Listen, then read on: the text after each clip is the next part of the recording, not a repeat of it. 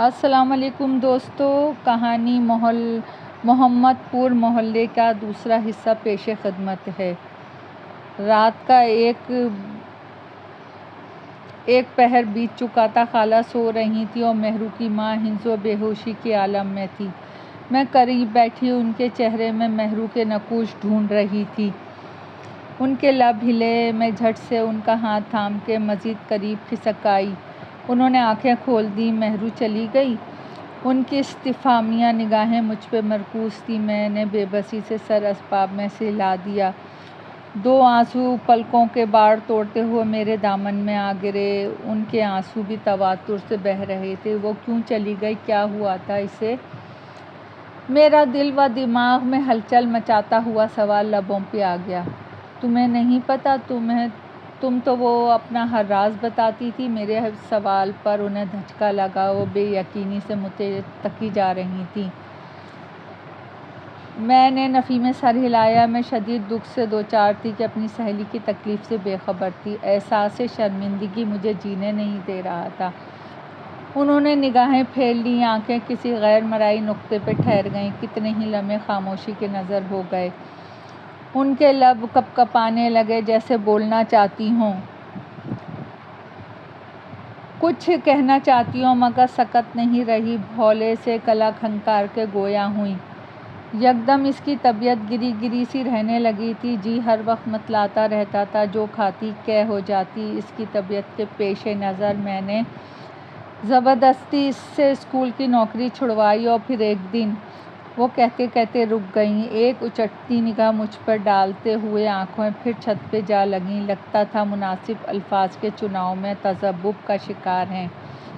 ایک دن اس نے میرے کان میں ایک سرگوشی کی۔ اس کا انکشاف میرے رونگٹے کھڑے کر گیا۔ میں نے آؤ دیکھا نہ تاؤ مار مار کے اسے ادموا کر ڈالا، مگر جب مارتے مارتے تھک چکی تو وہ رونے بیٹھ گئی۔ اسے کتنی ہی بددعائیں دے ڈالیں، مجھے کسی طور چین نہیں آ رہا تھا۔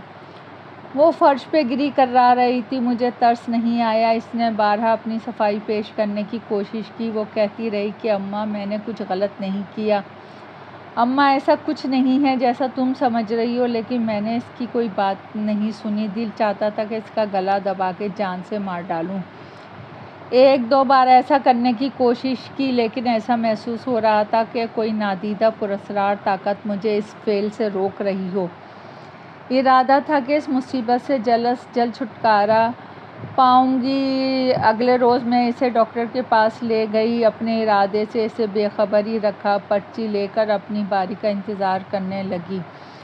وہ نڈھال سی میرے شانے پہ سر رکھے بیٹھی تھی، آنکھیں بند تھیں۔ اس کا چہرہ دیکھ دیکھ کے میرا دل ہول رہا تھا۔ زرد چہرہ، آنکھوں کے گرد سیاہ حلقے نمودار ہو چکے تھے۔ ہمیں معائنے کے لیے پکارا گیا۔ نقاہت کے مارے وہ ٹھیک سے چل بھی نہیں رہی تھی۔ میں اسے سہارا دے کے لیڈی ڈاکٹر کے کمرے میں لے گئی۔ ڈاکٹر نے نرس کو اشارہ کیا تو مہرو کو پردے کی دوسری جانب لے گئی۔ مجھ سے کوئی بات کیے بنا ہی ڈاکٹر بھی اٹھ کے پردے کے پیچھے چلی گئی۔ کچھ دیر اس کا چیک اپ کرتی رہی۔ مہرو کے ساتھ سوال جواب کا سلسلہ بھی جاری تھا، جو میں کوشش کے باوجود سن نہ سکی۔ دل گھبرا رہا تھا کہ نہ جانے مہرو ڈاکٹر سے کیا کہہ ڈالے۔ مجھے بدنامی کا خوف کچو کے لگا رہا تھا۔ کچھ دیر بعد ڈاکٹر نے واپس آ کے اپنی نشست سنبھال لی۔ مہرو بھی چھوٹے چھوٹے قدم اٹھاتی میرے برابر آ بیٹھی۔ ڈاکٹر میز پہ جھکی کچھ لکھنے لگی۔ چند ثانیوں کے بعد سر اٹھایا۔ کمزوری حد سے سوا ہے، فوڈ پوائزننگ کا بھی مسئلہ ہے۔ یہ میں نے کچھ دوائیں لکھ دی ہیں، دوا باقاعدگی سے لینی ہے، پریشان ہونے کی ضرورت نہیں، انشاءاللہ طبیعت جلدی سنبھل جائے گی۔ ڈاکٹر نے تسلی آمیز الفاظ کی ادائیگی کے ساتھ پرچہ میرے ہاتھ میں پکڑا دیا، جسے میں نے کپکپاتے ہاتھوں سے تھام لیا۔ تم باہر چلو، میں ڈاکٹر صاحب سے بات کر کے آتی ہوں۔ میں نے مہرو کو کونی سے ٹوکا دیتے ہوئے باہر جانے کا اشارہ کیا۔ مہرو نے اٹھنے کی کوشش کی، لیکن اٹھ نہ سکی تو نرس سرعت سے آگے بڑھی اور سہارا دے کے اسے اٹھایا اور اپنا ہاتھ باہر لے گئی۔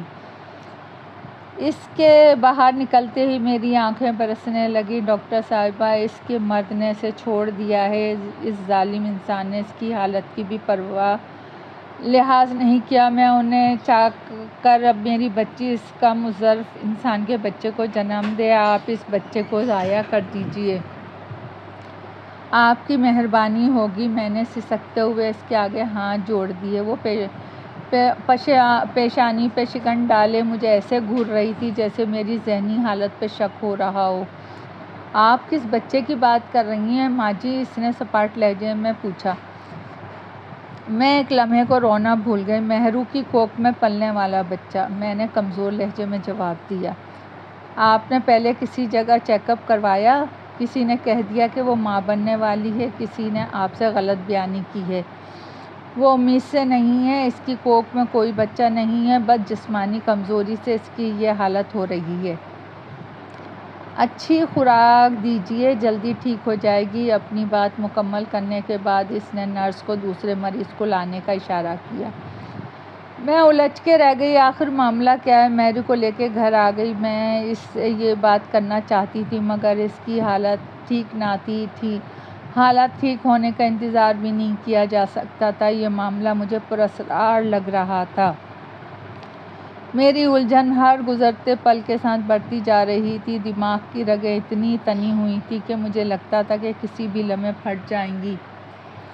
دل پر اتنا بوجھ تھا کہ لگتا تھا کہ دھڑکنا چھوڑ دے گا۔ میں اس کی حالت کو پسِ پش ڈالتے ہوئے اس کے ساتھ دو ٹوک بات کرنے کا فیصلہ کیا کہ اب بھی نہ بولی تو مر جاؤں گی، اور اپنے بعد اس کے تنہا رہ جانے کا خیال بھی مجھے مارے دے رہا تھا۔ مہرو، تمہیں شرم نہیں آتی مجھ سے اتنا بیہودہ مذاق کرتے ہوئے؟ مانا کہ میں آج تک تمہاری ماں نہیں بلکہ دوست بنی رہی ہوں، مگر بچے، اتنے فضول بات تو سوچ کر بھی انسان جھجک جاتا ہے۔ مگر تم نے تو حد ہی پار کر ڈالی۔ تعلیم دلانے کا کیا فائدہ ہوا؟ یہ مذاق کسی اور کے سامنے نہ کر بیٹھنا، کہیں منہ دکھانے کے لائق نہ رہو۔ نہ چاہتے ہوئے بھی میرا لہجہ سخت ہو گیا۔ وہ بستر پہ نیم دراز مجھے بے یقینی سے دیکھے جا رہی تھی۔ میں نے کون سا مذاق کر ڈالا آپ کے ساتھ جو آپ اتنی برہم ہو رہی ہیں؟ اس نے مرے مرے انداز میں پوچھا۔ میں نانی بننے والی ہوں، یہ بیہودہ مذاق نہیں تو اور کیا ہے؟ میں نے دانت پیسے۔ یہ مذاق نہیں، سچ ہے اماں، اس نے خود بتایا ہے مجھے کہ میں ماں بننے والی ہوں۔ وہ بہت خوش تھا، کہہ رہا تھا زیادہ پریشان مت ہونا، جلدی تمہاری طبیعت سنبھل جائے گی، آپ بھی پریشان نہ ہو، انشاءاللہ جلد ہی سب ٹھیک ہو جائے گا۔ اس کے پرمردہ چہرے پر یک لمحے کو مسکراہٹ رنگ گئی، آنکھوں کے گرد سیاہ ہلکے زرد پڑتا چہرہ، سفید پڑتے ہونٹ۔ مجھے ایک لمحے کو اس سے خوف سا محسوس ہوا۔ انہوں نے کپکپاتا ہوا ہاتھ اٹھا کے آنکھیں رگڑ ڈالیں، کچھ دیر توقف کے بعد پھر گویا ہوئیں۔ کون ہے وہ؟ میں نے خوف سے کپکپاتے لہجے میں پوچھا۔ ابن سعید۔ یہ نام لبوں پہ آتے ہی اس کی آنکھیں چمکنے لگیں اور میرا خون کھولنے لگا۔ جنات کی برادری سے تعلق رکھتا ہے، اس کی زبان سے نکلا اگلا جملہ میرے اوزان خطا کر گیا۔ میں بے یقینی و خوف زدہ نگاہوں سے اسے دیکھنے لگی۔ وہ میری حالت سے بے خبر بولے جا رہی تھی۔ پچھلے ماہ آپ کو یاد ہے اسکول میں فنکشن تھا؟ میں نے کالے رنگ کا سوٹ پہنا تھا، بال آپ کے منع کرنے کے باوجود پشت پہ کھلے چھوڑ دیے تھے۔ آپ بہت خفا تھیں، آپ کا کہنا تھا کہ نظر لگ جاتی ہے۔ ہاں ماں، اسی دن میں ابن سعید کی نظر میں آ گئی۔ اس نے پہلی نظر میں مجھے اپنے لیے پسند کر لیا۔ وہ میرے پیچھے گھر تک آیا، مگر مجھے پتہ ہی نہیں چلا کوئی میرا پیچھا کر رہا ہے۔ اس روز تو میرے سامنے نہیں آیا، ملنے اور اظہار محبت کیے بغیر ہی لوٹ گیا۔ اماں، میری اس سے دوسری ملاقات چھت پہ ہوئی، آپ کو یاد ہے؟ آپ بازار گئی تھیں، آپ کو واپسی پر کافی دیر ہو گئی تھی۔ میں چھت پہ چڑھ گئی تھی، یوں ہی موسم کا مزہ لے رہی تھی۔ میری نگاہ سامنے والی چھت پہ پڑی جہاں ایک خوبرو نوجوان مجھے گھور رہا تھا۔ پہلے تو مجھے غصہ آیا، میں اس سے لڑنا چاہتی تھی، لیکن پھر خاموشی میں بہتری جانتے ہوئے نیچے چلے جانے کی غرض سے سیڑھی کی طرف بڑھی۔ اگلے لمحے وہ خوبصورت نوجوان میرے سامنے آ کھڑا ہوا اور میں گھبرا گئی۔ گھبرانا نہیں پیاری لڑکی، میں تمہیں کچھ نہیں کہوں گا۔ اس کے لہجے و آواز میں کچھ تھا، اماں جانے کیا تھا۔ اس کی آواز سنتے ہی میں پرسکون سی ہو گئی۔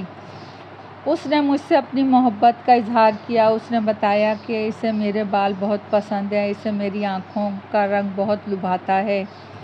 اماں، اس نے میرا ہاتھ نرمی سے تھاما اور کہا کہ آج سے تم میری بیوی ہو۔ اس نے مجھے اپنی محبت کا یقین دلایا۔ میں نے فوراً یقین کر لیا۔ اماں کیسے یقین نہ کرتی؟ اس کی آنکھیں اس کی ایک ایک لفظ کے صداقت کی گواہی دے رہی تھیں۔ وہ خوش شکل سچا انسان مجھ سے محبت کرنے لگا تھا۔ یہ میری خوش قسمتی تھی۔ میں جتنا ناز کروں کم ہے۔ یہ حرکت کسی اور نے کی ہوتی تو ایک تھپڑ سے اس کا سواگت کرتی، لیکن اماں مجھے اس کی باتیں اچھی لگیں۔ میں نے دل سے اسے قبول کر لیا۔ مسکراتے ہوئے اپنا دوسرا ہاتھ بھی اس کے ہاتھ میں دے دیا۔ وہ مدھم مستانہ لہجے میں بتا رہی تھی، اور یہ سب بتاتے ہوئے دل فریب مسکراہٹ اس کے لبوں پہ آن ٹھہری تھی۔ میرے بدن میں سنسنی سی دوڑ گئی۔ خوف سے میرا بدن کانپ رہا تھا۔ وہ رونگٹے کھڑے ہو چکے تھے، لیکن لب سلے ہوئے تھے۔ میں کوشش کے باوجود اس سے کوئی سوال نہ کر سکی۔ اس